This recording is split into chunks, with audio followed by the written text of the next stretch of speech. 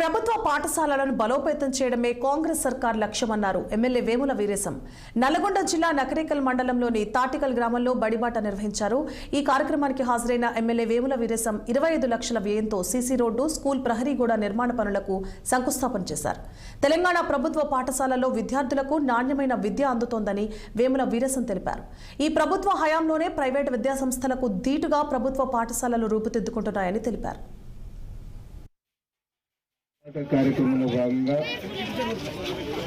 మొన్న నకరేకల్లో ఈరోజు తాటికల్లో ఈ కార్యక్రమాన్ని ఎంఈఓ గారి ఆధ్వర్యంలో, ఈ స్కూలు హెచ్ఎం గారు, స్కూలు ఉపాధ్యాయుల ఆధ్వర్యంలో గ్రామ పెద్దలందరి సమక్షంలో నిర్వహించడం జరుగుతూ ఉంది.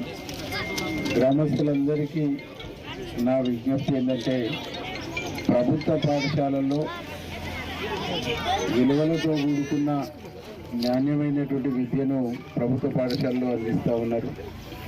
ప్రభుత్వ పాఠశాలని బలోపేతం చేయడానికి అన్ని విధాలుగా సహాయ సహకారాలు అందిస్తూ అన్ని విధాలుగా ప్రభుత్వం కాన్సన్ట్రేషన్ చేసి పనిచేస్తూ ఉంది.